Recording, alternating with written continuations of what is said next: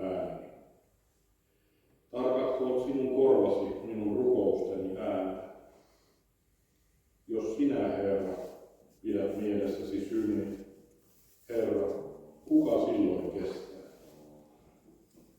Mutta sinun tykönäsi on anteeksi antamus, että sinua peljettäisiin. Minä odotan Herraa, minun sieluni odottaa, ja minä panen toivoni hänen sanansa. Minun sieluni odottaa